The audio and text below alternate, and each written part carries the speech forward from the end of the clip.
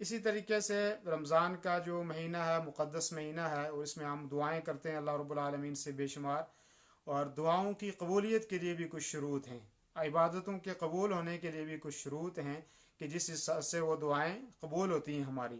تو اس کے لیے ضروری ہے کہ ہمارا جو کھانا پینا ہے وہ کم از کم حلال کا ہونا چاہیے. اور ابھی میں آپ کو بتاؤں کہ رمضان المبارک کا جب مہینہ شروع ہوگا تو بہت سارے لوگ ہاتھ پھیلائیں گے، بہت سارے لوگ مانگیں گے، اور بغیر ضرورت کے مانگیں گے. اللہ کے نبی صلی اللہ علیہ وسلم نے فرمایا کہ وہ آدمی کہ جو بغیر ضرورت کے کسی سے سوال کرتا ہے تو قیامت کے دن اس کے چہرے کے اوپر گوشت نہیں ہوگا. تو سوال کرنا ذلت ہے، مخلوق سے نہیں سوال کرنا چاہیے، اللہ یہ کہ کوئی خاص ضرورت ہے آپ کو تو اس کے لیے سوال کیا جا سکتا ہے. لیکن اللہ رب العالمین سے اگر کوئی آدمی سوال کرے گا، اللہ رب العالمین سے آدمی کوئی چیز مانگے گا تو اللہ رب العالمین خوش ہوتا ہے، اور مانگنے والے کو اللہ رب العالمین دیتا ہے، اور حد سے زیادہ دیتا ہے. جتنا آدمی اللہ رب العالمین سے زیادہ مانگے گا اتنا اللہ تبارک و تعالیٰ اس کو دے گا. لیکن جو مخلوق سے مانگنے کا سلسلہ، اور خصوصاً رمضان مبارک کے مہینے میں کچھ لوگ اپنا کاروبار بنا لیتے ہیں کہ وہ پورے رمضان میں یہی سوچیں گے اللہ رب العالمین نے ان کو گھر بھی دیا ہے، اللہ رب العالمین ان کو صحت بھی دی ہے، اللہ نے ان کو دولت بھی دی ہے، اللہ نے زمین بھی دی ہے، اللہ نے نیک اولاد بھی دی ہے، سارا کچھ ان کو دیا. لیکن اس کے باوجود بھی وہ کیا کرتے ہیں کہ ہاتھ پھیلاتے ہیں لوگوں کے سامنے، بغیر ضرورت کے جو ہے وہ مانگتے ہیں.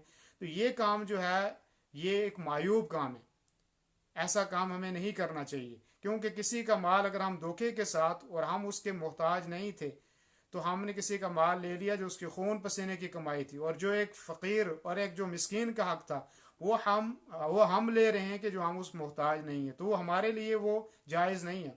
لیکن ایسے لوگ ہیں کہ جو معاشرے میں کہ جو لوگ محتاج ہیں، اور جو خصوصاً ایسے محتاج لوگ کہ جو سوال نہیں کرتے ہیں، جو مانگتے ہیں. قرآن نے کہا کہ بہت سارے لوگ ایسے ہیں کہ جو سوال کرنے سے حیا محسوس کرتے ہیں، سوال نہیں کرتے، وہ لوگوں سے ہاتھ نہیں پھیلاتے ہیں. لیکن آپ ان کو پہچانیں، آپ ان کی مدد کریں، آپ ان کو دیں. ابھی رمضان مبارک کا مہینہ آئے گا، خصوصاً ہم لوگ جن کے اوپر زکوٰۃ فرض ہے ان کو زکوٰۃ دینی چاہیے. مال کے اوپر زکوٰۃ ہے، سونے پہ زکوٰۃ ہے، چاندی پہ زکوٰۃ ہے. اسی طریقے سے جو پراپرٹی ہیں ان کے اوپر زکوٰۃ ہے، جو زمین سے فصلیں اگتی ہے اس کے اوپر زکوٰۃ ہے. کسی کے پاس بکریاں ہیں اس کے اوپر زکوٰۃ ہے، گائے ہیں اس کے اوپر زکوٰۃ ہے، بھینس ہیں اس کے اوپر زکوٰۃ ہے، اونٹیں ہیں کسی کے پاس تو اس کے اوپر بھی زکوٰۃ ہے. تو یہ بھی ہمیں دینی چاہیے. لیکن اس کے ساتھ ساتھ ہم جو خصوصاً ہمارے معاشرے میں یہ ہے کہ ہم صدقہ و خیرات اسی کو سمجھتے ہیں کہ کھانا بنایا اور سارے لوگوں کو بلایا اور بلا کے ایک دن جو ہے وہ کھلا دیا. خصوصاً آپ دیکھیں کسی ایسے غریب کو، بے شمار بیوہ عورتیں ہیں، بے شمار جو ہے مطلقہ عورتیں ہیں جن کی طلاق ہو گئی ہے، ان کے بچے بھی ہیں. بہت سارے لوگ جو ہیں غریب ہیں اور جو حقیقت میں محتاج ہیں، لیکن وہ کسی کے سامنے ہاتھ نہیں پھیلاتے. تو آپ اگر مثال کے طور پہ ایک آٹے کی بوری لیں گے، ایک چاول لیں گے، اور وہ اس کے گھر میں آپ چھوڑ کے آئیں گے. اور صدقے کے تعلق سے یہ ہے کہ آدمی دائیں ہاتھ سے اگر خرچ کرتا ہے تو بائیں ہاتھ کو نہ پتہ چلے کہ میں نے کیا دیا ہے اور کیا نہیں دیا ہے.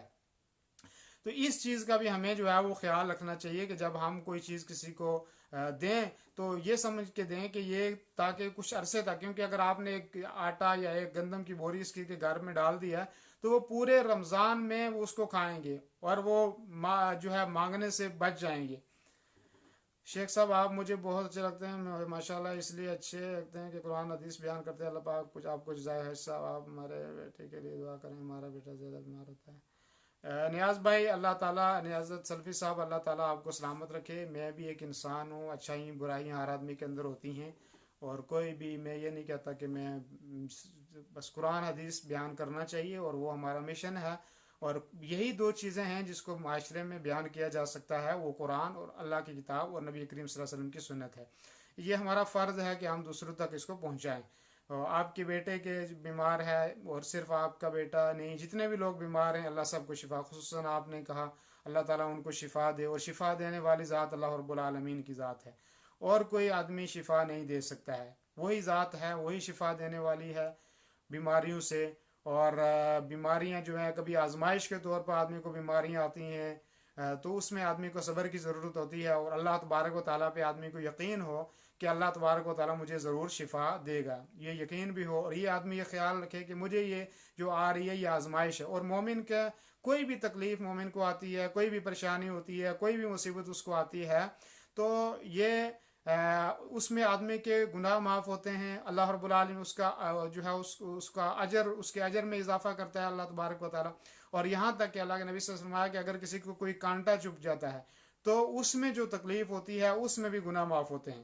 تو مومن، اگر مومن کے ساتھ اللہ تبارک و تعالیٰ اچھائی کا معاملہ کرتا ہے تو تب بھی اس کے لیے یہ خیر ہے اور بہتر ہے اس کے لیے، اور اگر اللہ تبارک و تعالیٰ اس کو تکلیف دیتا ہے تو یہ بھی اس کے لیے بہتر ہے، کیونکہ وہ اس پہ صبر و شکر کرے گا اور اللہ تبارک و تعالیٰ اس سے بہتر اس کو دے گا۔ مشتاق خالد چودھری صاحب بہت شکریہ، رب سلامت رکھے قوم کی شان، اللہ تعالیٰ آپ کو بھی سلامت رکھے، بہت شکریہ۔ ڈار محمد یاسین صاحب آمین۔ تو جہاں تک مریضوں کی بات ہے تو اللہ تبارک و تعالیٰ جہاں بھی کوئی مریض ہے اللہ رب العالمین اس کو شفا عطا فرمائے، اور شفا اللہ رب العالمین کے ہاتھ میں ہے۔ باقی آدمی کو یہ کوشش کرنی چاہیے کہ آدمی قرآن کا اہتمام کرے، کیونکہ قرآن پورا شفا ہے۔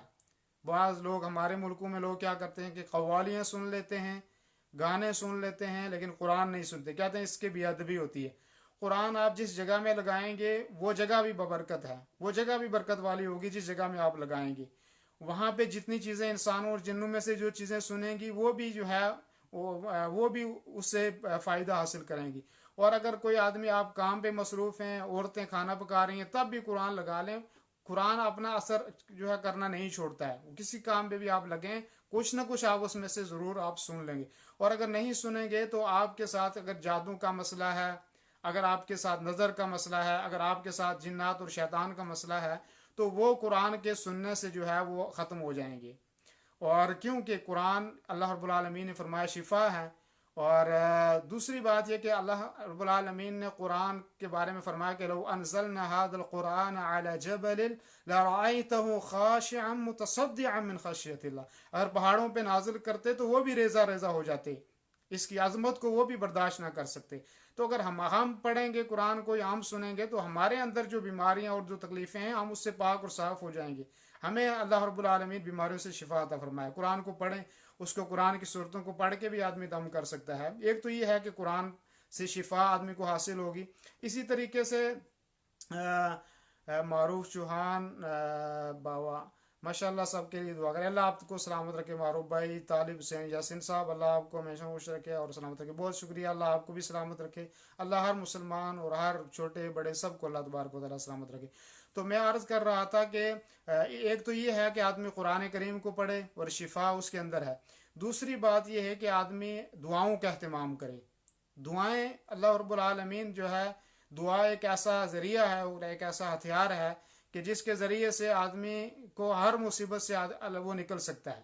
کوئی بھی اللہ اس کے لیے اسباب پیدا فرمائے۔ جب آدمی خالص نیت سے دل سے آدمی دعا کرے گا اللہ کے سامنے تو اللہ اس کے لیے ایسے اسباب تلاش کریں گے کہ وہ اسباب کی وجہ سے اس کو شفا مل جائے گی۔ اور خصوصاً جو رات کا وقت ہوتا ہے، آخری پہر ہوتا ہے، جب لوگ غفلت کے اندر ہوتے ہیں، جب لوگ سو رہے ہوتے ہیں، جب لوگ غافل ہوتے ہیں، تو اس وقت آدمی اگر دعا کرتا ہے تو وہ آدمی کی دعا بہت زیادہ جلد قبول ہوتی ہے۔ اور خصوصاً غفلت کے تعلق سے دیکھیں تو وہاں جب لوگ غفلت کے وقت میں ہوں تو اس وقت دعا زیادہ قبول ہوتی ہے، اس لیے کہ جیسے جوانی کا عالم ہے تو جوانی کے عالم میں آدمی اکثر غفلت کا شکار ہوتا ہے، لیکن اگر کوئی جوان آدمی وہ اللہ کی عبادت کرتا ہے، اللہ کو یاد کرتا ہے تو یہ اللہ کو بہت زیادہ پسند ہے۔ اسی طریقے سے اگر آدمی صحت کی حالت میں ہے اور اس کے پاس وقت بھی ہے، یہ دو بہت بڑی نعمتیں، ایک تو وقت کا ہونا اور ایک صحت کا ہونا، یہ بہت بڑی نعمتیں ہیں دو۔ تو اگر یہ کسی آدمی کے پاس ہیں تو اس میں آدمی کیا کرتا ہے کہ دعا کرتا ہے تو وہ دعا اللہ رب العالمین قبول کرتا ہے اس کی۔ اور کیونکہ پھر اگر آدمی کے پاس آسانی ہے، بعض علماء لکھتے ہیں اگر آسانی کے وقت آدمی دعا کرتا ہے اللہ رب العالمین سے تو جب آدمی کو تکلیف آئے گی تو اس وقت دعا کرے گا تو اللہ فوراً اس کی دعا قبول کرے گا، کیونکہ یہ آسانی میں بھی سختی میں بھی اللہ کو یاد کرتا ہے۔ بلکہ ایسا نہیں ہے کہ آدمی کیا کرے کہ जब उसको आसानी हो तो अल्लाह को भूल जाए, न नमाज का अहतमाम, न कुरान का अहतमाम, न दुआओं का अहतमाम। लेकिन जब मुसीबत आए तो उस वक्त गिड़गिड़ाना शुरू हो जाए अल्लाह के सामने कि अल्लाह मैं बीमार हूँ, मेरे साथ ये हो गया वो हो गया। तो इसलिए आदमी क्या करे कि जब आसानी हो तो अल्लाह तबारक व तआला से दुआ करता रहे। एक तो ये मैंने बताया कि बीमारी के ताल्लुक से आदमी को अल्लाह रब्बुल आलमीन से दुआएं करनी चाहिए और दुआओं का अहतमाम खुसूसी करना चाहिए आदमी को। इसी तरीके से कुछ शरई इलाज हैं, जैसे कि आदमी शहद का इस्तेमाल करता है, उसमें अल्लाह ने शिफा रखी है। जैतून के जो दाने हैं और जैतून का जो तेल है अल्लाह रब्बुल आलमीन ने उसके अंदर शिफा रखी है। जो कलौंजी है उसके अंदर अल्लाह रब्बुल आलमीन ने जो है वो शिफा रखी है। तो ये कुछ ज़ाहिरी चीज़ें भी हैं कि जिनको आदमी इस्तेमाल कर सकता है, तो इसके ज़रिए से भी आदमी को शिफा मिल सकती है। और मैं कोशिश करूँगा कि आप जो साथी देख रहे हैं, तकरीबन अगर आप शेयर करेंगे वीडियो और भी 4-5 आदमी हमारे साथ अगर जुड़ेंगे तो बात में से बात निकलती है तो कोई अच्छी बात कहने को या सुनने को हमें मिलेगी। और इसी तरीके से मैं एक बात ये भी कह रहा था कि दुआओं के ताल्लुक से बहुत सारी चीज़ें हैं दुआओं की कबूलियत के बारे में, लेकिन एक बात दुआओं की कबूलियत में ये भी है कि आदमी हलाल कमाई खाए, हलाल खाए। आदमी हलाल का खाना बहुत ज़रूरी है। हराम से आदमी को बचना इंतहाई इंतहाई इंतहाई ज़रूरी है। जहाँ पे हराम का शैबा हो, आपको शक हो कि ये चीज़ हराम की है, ये मेरे लिए जायज़ है या नहीं है, तो तब भी आदमी उसको छोड़ दे। शक की जगह की चीज़ को भी आदमी अपने लिए इख्तियार ना करे। और आपको पता है अल्लाह के नबी सल्लल्लाहु अलैहि वसल्लम ने हदीस में फरमाया कि एक आदमी परागंदा बाल के साथ आएगा, आजिज़ी इंकिसारी के साथ आएगा, अल्लाह तबारक व तआला से दुआ करेगा कि अल्लाह रब्बुल आलमीन आप मेरी दुआ को कबूल फरमा। अल्लाह रब्बुल आलमीन से दुआ करेगा, लेकिन अल्लाह तबारक व तआला उसकी दुआ को कबूल नहीं करेगा। क्यों नहीं दुआ को कबूल नहीं करेगा, उसकी वजह क्या है? हदीस में आगे अल्फाज फरमाए कि उसकी एक वजह तो ये है कि जो अल्लाह ताला फरमाएगा कि मतअमु हराम, जो उसका खाना है वो उसका हराम का है। इसी तरीके से फरमाया कि वो मशरबु हराम, जो उसने पिया है, जो पीता है वो भी हराम का है। और इसी तरीके से फरमाया वह मलबसुहु हराम, जो कपड़े उसने पहने वो भी हराम के हैं। वह गुज़िया बिल हराम, और हराम के साथ उसकी परवरिश हुई है। फ़ान्ना युस्तजाबु लिज़ालिक, दुआएं कहाँ से कबूल हो जाएं?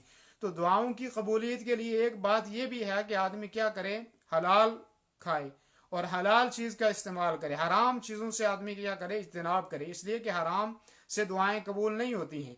और अक्सर व बेशतर आप हमारे माशरे में देखेंगे कि लोग नमाज, तो मैं अर्ज कर रहा था कि हमारे माशरे में बेशुमार लोग हैं। आप देखेंगे कि लोग क्या करते हैं कि कुरान भी लोग पढ़ते हैं और नमाज भी लोग पढ़ते हैं, उम्रा भी हम लोग करते हैं और भी नेकी के काम करते हैं, लेकिन हलाल और हराम की पहचान नहीं हमारे दरमियान। बेशुमार लोग, अभी रमज़ान का महीना आएगा और हम लोग कुरान भी पढ़ेंगे, तरावी भी पढ़ेंगे, दीन की बात भी करेंगे, मुत्तकी भी बन जाएंगे, लेकिन क्या जो पैसा हमने है उसमें कोई रिश्वत का माल तो नहीं है। और अक्सर व बेशतर मुलाजमीन जो लोग हैं और भी हैं, मैं किसी को खास टारगेट नहीं बनाता, तो क्या करते हैं कि रिश्वत का पैसा है, सूद का पैसा है। अहल्लल्लाहुल बैअ व हर्रम रिबा, अल्लाह ने हलाल जो है तिजारत को हलाल किया, सूद को अल्लाह ने हराम किया। सूद का पैसा है और उससे लोग क्या करते हैं कि इस्तेमाल करते हैं। इसी तरीके से लोग क्या है कि रिश्वत का पैसा है, किसी से गसब करके लिया हुआ पैसा है। तो ये जो पैसा है ये हलाल नहीं है हमारे लिए। कैसे हमारी दुआएं कबूल हो जाएंगी, कैसे हमारी इबादतें कबूल हो जाएंगी कि जब हम लोग क्या करते हैं कि जब हम लोग क्या करते हैं कि हम इन चीज़ों का एहतमाम नहीं करते, कि हम रिश्वत ले रहे हैं। खुसूसन अभी रमज़ान का महीना आएगा, आप लोग देखें हमारे माशरे में, खुसूसन हमारे जम्मू कश्मीर की मैं बात करता हूँ, बहुत सारे लोगों को मैंने देखा कि अभी रमज़ान शुरू होगा, जो गवर्नमेंट डिपो हैं जहाँ पे राशन मिलता है, वहाँ चावल भी मिलते हैं, वहाँ गरीब लोगों के लिए जो चीज़ें आती हैं, चावल भी हैं, उसके साथ जो है आटा भी है और चीनी शक्कर भी है, ये आते हैं। लेकिन इससे पहले जब रमज़ान का महीना आएगा, जो थोड़े से बड़े बोल चाल वाले लोग होंगे वो क्या करेंगे, कहेंगे जी दो रमज़ान का महीना आ रहा है तो 2-4 बोरी मेरे घर में डाल देना। तो वो जो गरीबों का हक था, जो वो मिस्किनों का हक था, जो आम लोगों का हक था, आपने रिश्वत के ज़रिए से آپ نے اپنے تعلقات کو استعمال کر کے وہ 2-4 بوریاں اپنے گھر میں اسٹال کر لیں اور آپ اس کو کھا رہے ہیں. رمضان کا مہینہ ہے, آپ حلال چیز کا استعمال, جو آپ کا پیسہ ہے آپ اس کے اچھی چیز لیں, حلال چیز لیں, اس کو کھائیں. عبادتوں میں آپ لذت دیکھیں گے پھر کہ عبادتوں میں کتنے لذت آئے گی. آدمی کے عبادت میں, آدمی کے سوچ اور افکار میں کتنے لذت آئے گی. تو یہ جو چیزیں عام لوگ حلال اور حرام کی تمیز ہی نہیں کرتے ہیں. اسی طریقے سے جو مانگا ہوا پیسہ ہے, اور خصوصاً میں علماء لوگ جو ہیں رمضان کے مہینے میں بہت شمار لوگ چندے والے لوگ ہیں, وہ جالیاں کاپی بنائی ہوئی ہیں, جعلی رسیدیں بنائی ہوئی ہیں, کہ اللہ کو کیا جواب دیں گے ہم لوگ. دین کے نام پہ ہم لوگوں کا پیسہ جو حلال پیسہ ہے, جو لوگوں کی محنت کی کمائی کا پیسہ ہے, ہم اس کو کیا کرتے ہیں کہ ہم اس کو لے کے اپنا سمجھتے ہیں کہ گویا کہ یہ ہماری جاگیر ہے. تو یہ جو چیزیں ہیں ہمیں ان چیزوں سے بچنے کی ضرورت ہے.